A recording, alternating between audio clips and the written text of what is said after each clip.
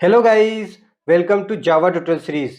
Guys, आज इस lecture के इनसाइट जावा में हम ऑक्टल टू डेसिमल कन्वर्जन के ऊपर डिस्कस करेंगे।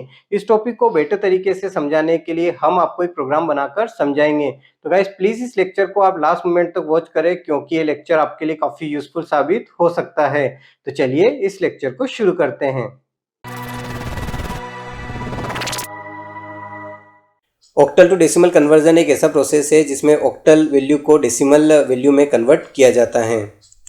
जावा के पास ऑक्टल टू डेसिमल कन्वर्जन के लिए पार्स इंट नेम का मेथड अवेलेबल होता है जो कि इंटीजर नेम की क्लास के इनसाइट होता है। क्योंकि ये मेथड स्टैटिक होता है तो आप इंटीजर नेम की क्लास से इसे सीधे ही कॉल कर सकते हैं। यहाँ पर आप देख सकते हैं, आपको एक टेबल दिखाई दे रहा है। इस साइड जो भी वैल्यूज़ आप देख रहे हैं वो डेसिमल वैल्यूज़ हैं और इस साइड जो भी वैल्यूज़ आप देख रहे हैं वो ऑक्टल वैल्यूज़ हैं।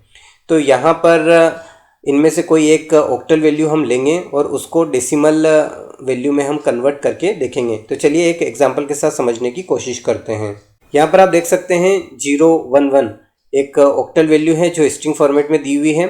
इसे हमें डेसिमल वैल्यू में कन्वर्ट करना है।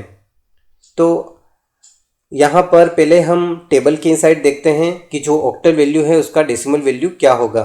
तो यहाँ पर आप देख सकते हैं 011 हमने लिया है, ये एक ऑक्टल वैल्यू है और इसका डेसिमल वैल्यू होता है 9। तो यहाँ पर मैं लिख देता हूँ 9, ये हमें फाइंड करना है। तो अभी मैंने आपको बताया कि ऑक्टल टू डेसिमल कन्वर्जन के लिए जावा के पास पार्स इंट नेम का मेथड अवेलेबल होता है। ये मेथड इंटीजर नेम की क्लास के इनसाइट होता है और स्टैटिक होता है। तो हम इंटीजर नेम की क्लास से सीधे ही इसे कॉल कर सकते हैं।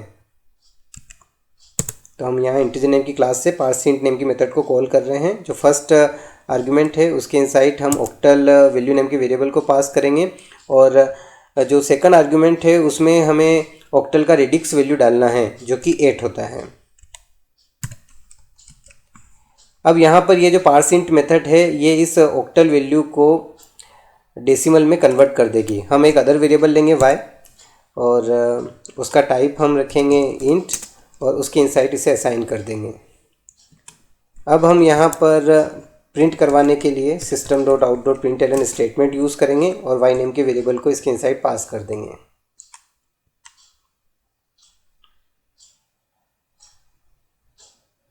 अब हम यहाँ पर रन करके चेक करते हैं। यहाँ पर आप देख सकते हैं, यहाँ पर हमें आउटपुट मिला है 9, यानी कि जो 011 ऑक्टल वैल्यू है उसका जो डेसिमल वैल्यू है 9 वो प्रिंट हो चुका है। यहाँ पर हम वैल्यू चेंज करके देखते हैं। यहाँ पर हम 14 कर देते हैं और एक बार वो टेबल में देख के आपको बताता हूँ। 014 इसका जो डेसिमल वैल्यू है वो है 12। मैं यहाँ पे लिख देता हूँ 12। चलिए रन करके चेक करके देखते हैं।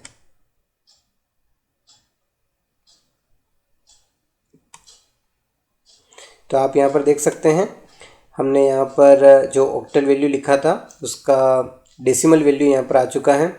तो डियर फ्रेंड्स, आज के इस लेक्चर में हमने ऑक्टल टू डेसिमल कन्वर्जन सीखा। आई होप कि आपको लेक्चर बहुत अच्छे से समझ में आया होगा। मिलते हैं नेक्स्ट लेक्चर में, तब तक के लिए बाय बाय।